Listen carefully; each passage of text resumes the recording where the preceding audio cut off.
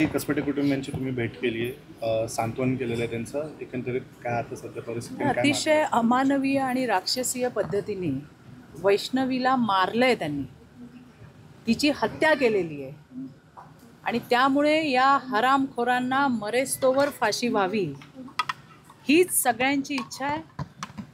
देवेंद्रजी या राज्याचे मुख्यमंत्री आणि गृहमंत्री यांनी त्या ठिकाणी ज्या ॲक्शन्स घेतल्या त्या तुम्ही सगळ्यांनी बघितलेल्या आहेत. मी पहिल्या दिवसापासून सांगत होते, कोणीही असो, कितीही मोठा असो, कुणाच्या ताटात जेवणारा असो, पण त्याला सोडलं जाणार नाही. आज या प्रकरणामध्ये वैष्णवीला मारणारे तिचा सासू, सासरा, धीर, नणंद हे सगळेच्या सगळे आतमध्ये त्यांना या दिवसांमध्ये फरार झाले होते. ज्यांनी त्यांना आसरा द्यायचं काम केलं त्यांना सुद्धा आतमध्ये घेतलेलं आहे. एक माणूस फरार आहे, तो सुद्धा लवकर पकडला जाईल. मला तर वाटतं की आणखीन चौकशी चालू आहे पोलिसांच्या. याच्यामध्ये जितके काही धागेदोरे पोलिसांना सापडत आहेत त्याच्यावरती कार्यवाही होईल. कुणालाही सोडलं जाणार नाही. मला तर अगदी असं म्हणायचं आहे की असं शिक्षा आणि अशी फाशी की कुणाचं धाडस झालं नाही पाहिजे. घरच्या लेकी बाळींवरती, सुनांवरती बोट लावायचं आणि त्यांना मारायचं. ज्या पद्धतीने म्हणजे तिला मारलं गेलं आहे, अमानुषपणे मारलं गेलं आहे. आज ज्यांचं लेकरू गेलं आहे त्यांच्या डोळ्यातलं पाणी खळत नाही आहे. आपण काय करू शकतो? एक कार्यकर्ता म्हणून निश्चितपणे सगळी ताकद कसपटे परिवाराच्या सोबत आहे आणि त्यानंतर जे काही करता येईल ते निश्चितपणे त्या ठिकाणी केलं जाईल. पोलीस अतिशय राईट ट्रॅकवरती आहेत.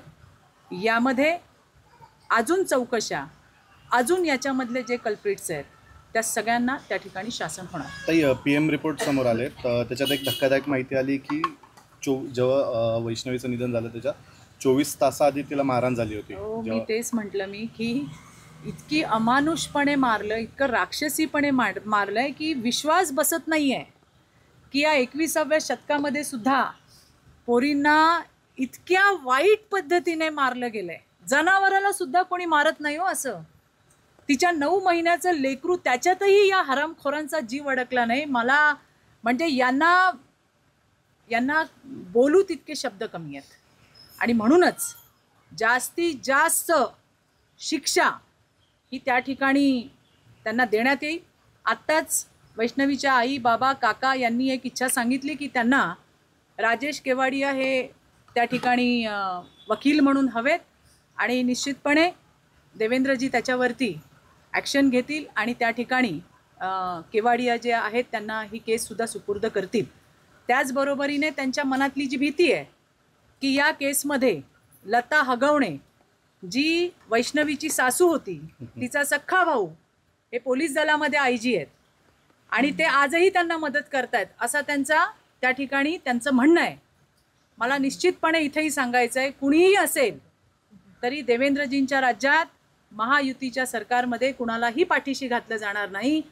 त्या IG सुपेंचा कुठेही जराही कशाही पद्धतीत हस्ते परहस्ते, डायरेक्टली इनडायरेक्टली कुठूनही अशा पद्धतीने आरोपींना मदत करण्याची भूमिका दिसली तर तात्काळ त्यांच्यावरती देवेंद्रजी कारवाई करतील हा मला विश्वास आहे. आणि त्यामुळे या केसमधले जितकेही आरोपी असतील, अजून तर चौकशा चालू आहेत, त्या जगतापची पण चौकशी चालू आहे, मयुरी जगताप. त्यावेळेला पोलीस कोण होते, का नाही दखल घेतली गेली, कोणी दबाव टाकला होता, कुणाच्या दबावामुळे त्यांच्यावरती कारवाई झाली नाही, या सगळ्या गोष्टींची छानबीन होईल आणि अगदी काही दिवसातच सगळं जे सत्य आहे ते आपल्या समोर येईल. महिला आयोगावर आणि या संपूर्ण प्रकरणामध्ये आता रुपाली चाकणकरांच्या राजीनाम्याची मागणी होती, कुठेतरी नीट काम नाही करत आहे असा आरोप आहे. बघा, मला असं म्हणायचं आहे या ठिकाणी की मयुरी जगताप फक्त महिला आयोगाकडे नव्हती गेली, ती भरोसा सेलमध्ये पण गेली होती, ती पोलीस स्टेशनला पण गेली होती. म्हणून मला असं वाटतं की ज्या एजन्सीज असतील त्या सगळ्या एजन्सीचा तपास व्हायला पाहिजे, चौकशी व्हायला पाहिजे. आपण महिला पोलीस त्या ठिकाणी आणल्यात. भरोसा सेल, नावच भरोसा सेल आहे. का भरोसा दिला गेला नाही बाबा? कोण पोलीस अधिकारी होत्या, कुठल्या महिला पोलीस अधिकारी होत्या? त्यामुळे एकालाच टार्गेट करून जमणार नाही. या ज्या सगळ्या एजन्सीज आहेत ज्यांचं एकत्रित काम होतं त्या सगळ्यांनी काय केलंय याची चौकशी व्हायला पाहिजे आणि आमची मागणी तशीच आहे की त्यावेळेचे कोण पोलीस आहेत, आता असतील नसतील, ट्रान्सफर झाले असतील, शोधून काढा. भरोसा सेलला कुठल्या महिला पोलीस अधिकारी होत्या, शोधून काढा. कुणाच्या सांगण्यावरनं त्यांनी या केसकडे दुर्लक्ष केलं, शोधून काढा.